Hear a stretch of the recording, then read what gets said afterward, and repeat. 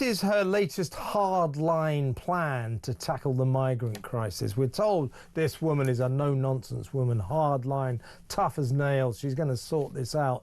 Well, this will send shockwaves through the international community. If this doesn't solve the migrant crisis, I don't know what will. It's this. She is threatening to curb visas to countries that won't take back their migrants from Britain. We're talking about India, Pakistan, Nigeria, that Britain, unless they agree to start taking back their illegal migrants who've come to Britain, Shabana Mahmood might curb the number of visas she grants those countries. That's tough. That'll sort it, won't it? It's pathetic. Yeah. It's pathetic. And is that imminent? That word that was used yesterday about the first deportations under the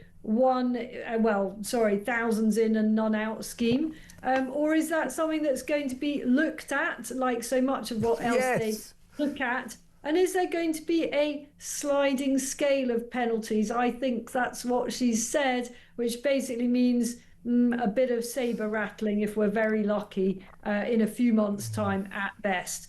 Great, it all made for a headline for the credulous. But for people like you and I, Kevin, we've been around the block a bit. We tend to know when something is just a load of nonsense. Well, Shabana Mahmood, like her predecessor Yvette Cooper and like Keir Starmer, they are doomed to simply, like in this instance, just tinker around the edges. You have to do something central and fundamental to solve the migrant crisis. In other words, for example, tell every migrant you come across the channel illegally, you don't get to stay.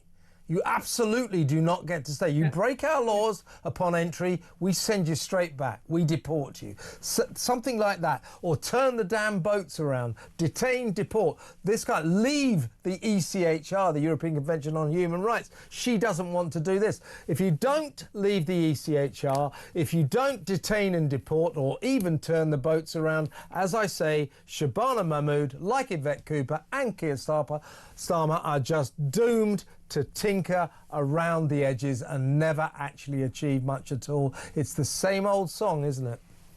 Well, anyway, given our record, or rather her government's record on illegal immigration, how much of a threat is it really to those countries to whom we might suspend or reduce visas? All that happens is that people will just come over without a visa anyway. That's the whole point. That's what they did in the first place. Exactly right. I could just quickly address that little clip that we played earlier.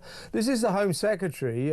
This was admittedly 2 years ago. She may have changed her mind. Who believes that men who wave the British flag, the English flag, are bad people. They're male and they're bad. That's not a particularly encouraging attitude from the Home Secretary, is it?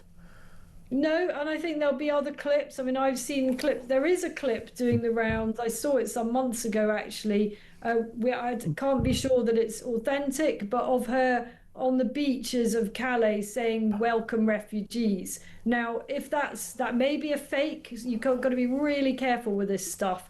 It was quite old, the footage, but we must see if we can dig it out, and I'll see if we can verify that. And of course, there's plenty of material on Free Palestine. Oh, yeah, so I'd love her to prove us wrong, Kev. I really would love it, but I'm not holding my breath.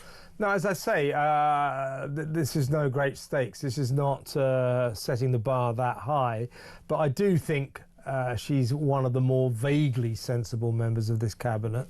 However, like all of them, there are some very questionable elements to her makeup.